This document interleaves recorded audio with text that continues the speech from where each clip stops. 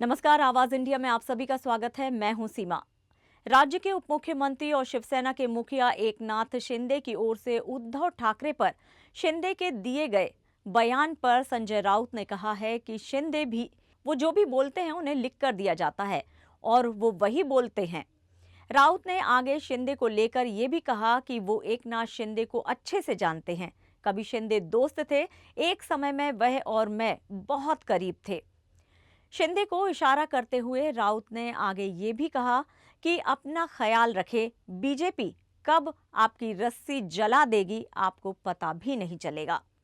Shinde BJP के साथ हैं और आग से खेल रहे हैं। असली शिवसेना और उसके सभी नेता बच गए और हम अपनी रस्सी को नए सिरे से बना चुके हैं और जिसकी गर्दन पर डालना होगा हम डालेंगे। हम स्वाभिमान से बाहर रहें। आप सब मजबूरी की राह पर चल पड़े हैं, उसे स्वाभिमान नहीं कहते। आगे राउत ने यह भी कहा कि शिवसेना को इतिहास के उदाहरण मत दीजिए। हम जानते हैं कि आप और आपके साथी भगोड़े थे। बघा, ही लिहून दिलेली भाषण आहेत। एकनाथ शिंदेना मी ओळखतो. आमचे मित्र होते बरं का. त्यांच्याने आमचं फार अगदी गुळपीट होतं एकेकाळी. जिथे आपण आज उभे आहोत तिथे यायचे ते. तर तुम्ही आता रस्सी जल गई वगैरे, आता तुमची रस्सी कधी जाळतील बीजेपी वाले त्याकडे लक्ष ठेवा.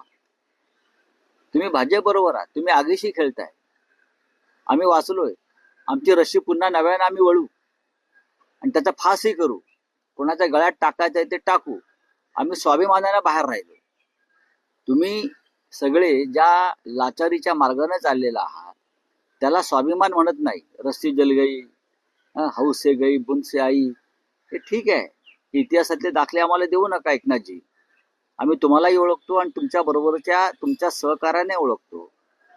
जे पळून गेले डरपोकपणानं, त्यांनी अशी भाषा करणं बरोबर नाही. फिलहाल आवाज इंडिया में इतना ही। नमस्कार।